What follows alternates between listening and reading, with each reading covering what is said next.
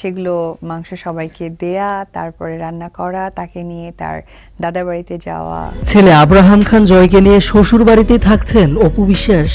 এবার বুবলিকে জ্বালাতে সব ফাঁস করে কি বলল অপু বিশ্বাস। প্রিয় ভিউয়ার্স, সম্পূর্ণ ভিডিওটি দেখে আপনার মতামতটি জানিয়ে দিন। ওর বাবা বা ওর দাদা দাদি ওর ফুপিরা সকলেই আছে। সো এটা সম্প্রতি অপু বিশ্বাসকে মানসিক রোগী বলে মন্তব্য করেছেন শবনম বুবলি। মূলত নতুন করে আবারও ভার্চুয়াল ভাবে ঝগড়ায় জড়িয়ে পড়েছে অপু বিশ্বাস এবং শবনম বুবলি। একে অপরকে খোঁচা মেরে প্রায় কথা বলছে তারা।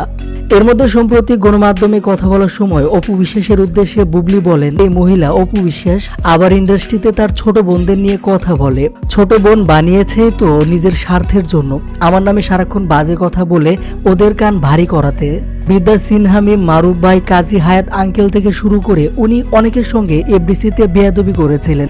এটাও নিউজ পেপার কাটিং আছে, এমনকি বেয়াদবের কারণে মার পর্যন্ত খেয়েছিলেন তিনি।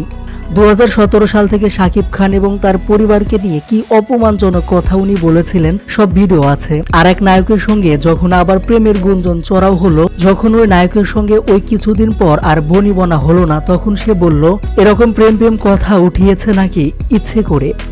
এদিকে বুবলির এমন মন্তব্যের জবাব অন্যরকম ভাবে দিলেন অপু বিশ্বাস। মূলত হঠাৎ করে এক সাক্ষাৎকারে অপু বিশ্বাসের কাছে জিজ্ঞেস করা হয় এবার ঈদ কেমন কাটলো।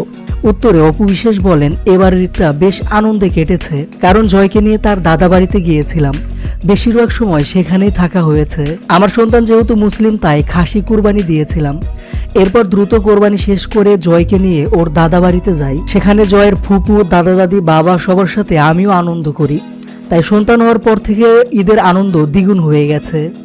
প্রথমে সন্তানকে রেখে আসা, আবার নিয়ে আসা, এসব করতে করতে এবার সাকিবের বাড়িতে একেবারের জন্য থাকার ব্যবস্থা প্রায় হয়ে গেছে অপু বিশ্বাসের।